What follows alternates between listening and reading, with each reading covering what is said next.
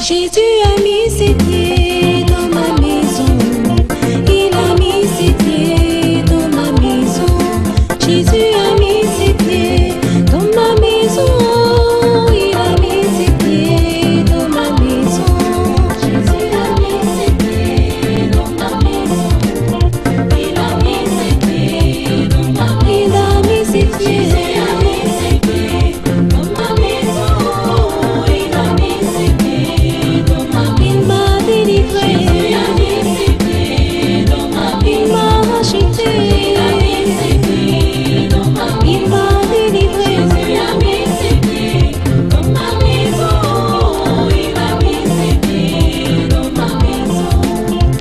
J'ai reçu Jésus dans ma maison. J'ai reçu la paix, l'amour et le bonheur. Quand j'ai reçu Jésus dans ma maison, j'ai reçu la paix, l'amour et le bonheur. Jésus a mis ses pieds dans ma maison. Il a mis ses pieds dans ma maison. Jésus a mis ses pieds dans ma maison. Alléluia. Combien de personnes aujourd'hui là, frustrées? Le Seigneur, quand tu penses à Moïs, il est mort depuis. Il est déjà mort, mais moi je suis là. Pourquoi tu m'appelles pas mon serviteur? Alléluia. Mais la Bible dit, Dieu ne s'est pas arrêté, il a tellement prononcé Moïs, mon serviteur, que j'étais même fatiguée. Je dis, mais attends, mais Seigneur, toi tu dis Moïs, mon serviteur. Moïs est mort.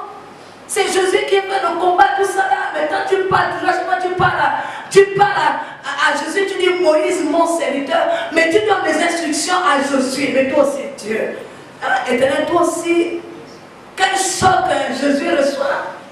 Alléluia. Tu imagines, tu épouses un homme qui a perdu sa femme. Alléluia.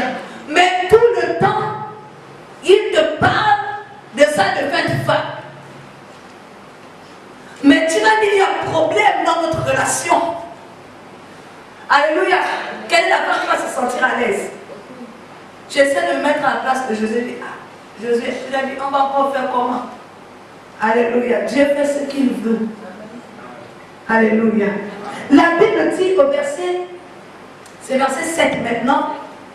Fortifie-toi et aie bon courage, en agissant fidèlement selon toute la loi que Moïse, mon serviteur, t'a prescrite. Ne t'en détourne ni à droite ni à gauche, afin de réussir dans tout ce que tu entreprendras. Alléluia. Encore Moïse, mon serviteur. Verset 17. Nous t'obéirons entièrement comme nous avons obéi à Moïse. Veille seulement l'Éternel ton Dieu être avec toi comme il a été avec Moïse. Alléluia. Là c'est le peuple qui dit à Josué que l'Éternel ton Dieu soit avec toi comme il a été avec Moïse. Alléluia. Vous savez, il y a certaines personnes que Dieu utilise, mais Dieu ne les considère pas comme étant leurs serviteurs. Comme étant ses serviteurs. Il y a des gens qui servent Dieu, mais Dieu ne les a pas inscrits sur le carnet des serviteurs. Au grand jamais, Dieu va dire mon serviteur X ou Y. Mais Dieu a la puissance de Dieu. Dieu t'utilise, tu fais des miracles. Tu es même un pasteur. Alléluia. Amen. Mais Dieu considère ton père spirituel. Amen. Mais celui que Dieu appelle mon serviteur, c'est ton père spirituel. Mais toi tu craches. Est-ce que Moïse a arrêté le soleil? Est-ce qu'il avait le mystère des archives du temps? C'est Josué qui avait le mystère des archives du temps. Lorsque Josué a maudit Jéricho, ça allait plus de combien de siècles. Alléluia. Ce que Moïse n'a pas pu faire. Mais malgré tout ce qu'il a fait, Dieu a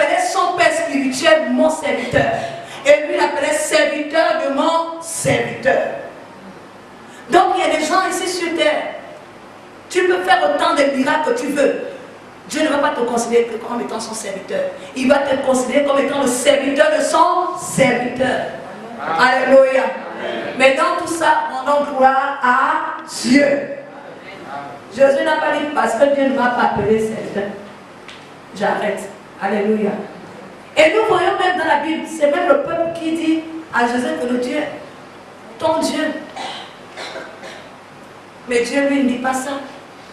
Par les miracles que certains hommes de Dieu peuvent, ou certains pasteurs peuvent faire, le peuple a dit c'est un homme de Dieu ou c'est un serviteur de Dieu.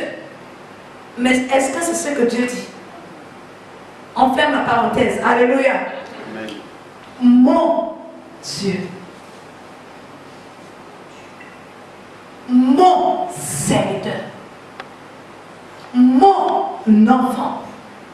Ma fille. Est-ce que nous pouvons arriver à cette dimension avec Dieu? Est-ce que Dieu peut te revendiquer? Vous savez, l'apôtre Paul est un apôtre extraordinaire. Il a compris le mystère. C'est pourquoi il disait dans ses écrits, ce n'est plus moi qui vis, c'est Christ qui vit en moi. Ça veut dire, il dit, c'est Dieu qui me possède. Amen. C'est Dieu qui me possède. Et encore, lorsque le bateau devait faire le naufrage, il a dit, un ange à qui j'appartiens. L'apôtre Paul, il avait des mystères. Hein? Et c'est pourquoi il a fait tellement de miracles.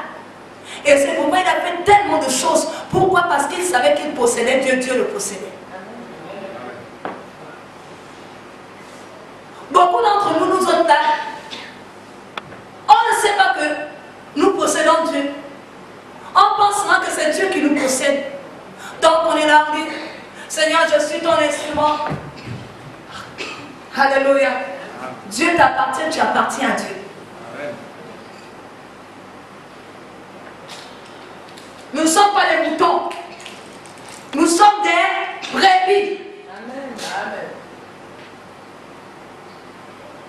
Une brebis possède un berger. Un berger possède les brebis. C'est une affaire de possession. Dis à ton frère, c'est une affaire de possession. Alléluia. Pas la possession en mouvement. C'est une affaire de possession. Alléluia. Donc vous voyez que Dieu se revendique certaines personnes. Et la Bible dit, le Dieu d'Abraham, ça veut dire le Dieu que possédait Abraham, le Dieu que possédait Isaac, le Dieu que possédait Jacob. Moi je dis Dieu est partout, il est dans mes poches, hein? Il est dans ma veste. Parce que la Bible déclare que le vêtement des apôtres, quand on touchait comme ça, les malades étaient guéris. Même la Bible déclare que lorsque Élisée, le prophète Élisée, lorsqu'il était décédé, on a jeté un cadavre là où se trouvaient ses ossements, il a le plus. Alléluia. Ça veut dire Dieu est partout, en tout ce que j'ai, jamais Dieu partout. Même mon tissage là, Dieu est là. Oui, Dieu est dans mon tissage. Parce que je porte ce tissage, Dieu est là. Si tu viens toucher mon tissage, tu reçois la guérison. Alléluia. Qu'est-ce qui rendait les vêtements de ces gens-là extraordinaires? C'est parce qu'ils portaient ça. Et comme lorsqu'ils mettaient ça, c'est comme si, c'est pas comme si c'est Dieu qui portait ça. Pourquoi? Parce qu'ils possèdent Dieu, Dieu les possède. Alléluia. Est-ce que tu peux réaliser que maintenant, cette veste-là n'est pas moi, elle a Dieu? Alléluia. Allez. Non, Seigneur, ne me fais pas ça. Je passe. Ne me fais pas ça. On passe. Dis verset passe. Parce que c'est que Dieu est en train de mettre dans l'esprit. Je dis non. Alléluia. Amen. Bon, maintenant, est-ce que tu sais que tu fais porter à Dieu n'importe quoi?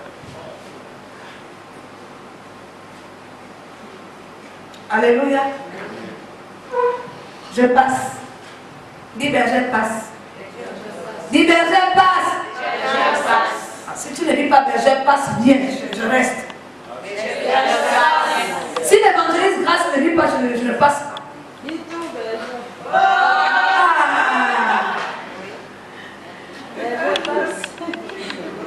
Là, tu as mis le tissage de feu. Ça veut dire que tu as fait porter à Dieu ce tissage de feu là. Dieu a le tissage de feu aujourd'hui. Alléluia. C'est feu. Alléluia. C'est pas marron, hein. C'est Dieu. Alléluia. Allez, la gloire est à Jésus. On acclame le Seigneur.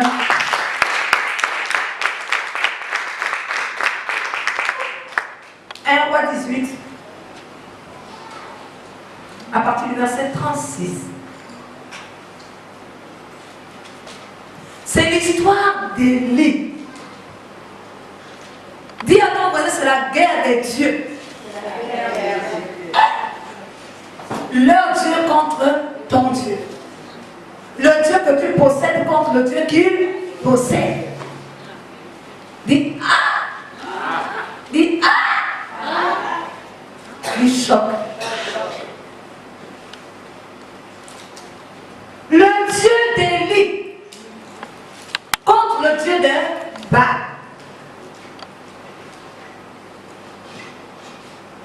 Est-ce qu'il ne s'agit pas de posséder quelque chose? Il s'agit de posséder quelque chose, de montrer ce que tu as. Alléluia. Montrer le Dieu que tu possèdes là. Le Dieu dont David a parlé, l'Éternel est mon berger. La Bible dit, bon, c'est trop long si on commence à lire, nous connaissons l'histoire, les prophètes de Baal contre Élie. On va voir le Dieu qui va consumer cette offrande-là par le feu, sans qu'on ne mette le pétrole, les allumettes et tout ça. Juste par la parole, en invoquant, en appelant le nom de leur Dieu. Alléluia. C'est pourquoi c'est important de mettre le nom. David, il a dit l'Éternel. L'Éternel, c'est qui? C'est le nom de Dieu, non? Donc évite de faire tes prières sans mettre le nom de Dieu. Parce qu'il y a confusion. Quand on dit Dieu, aie pitié de moi, le Dieu de ta famille que tu as abandonné à venir où? Je suis là avant, tu m'appelais Dieu. Je suis là parce que la Bible déclare que le diable rôde autour de chacun de nous. Ils ne sont jamais loin. Ils ne sont jamais loin. Lorsque tu dis Dieu, Dieu, quel Dieu? Ils sont alignés là, ils attendent. Mais si tu dis l'Éternel, tout est joué. Ok, dans la victoire. Alléluia. Amen. Et vous savez, Dieu me met à cœur cette affaire de Dieu. Dieu me met à cœur, vous savez, Facebook là.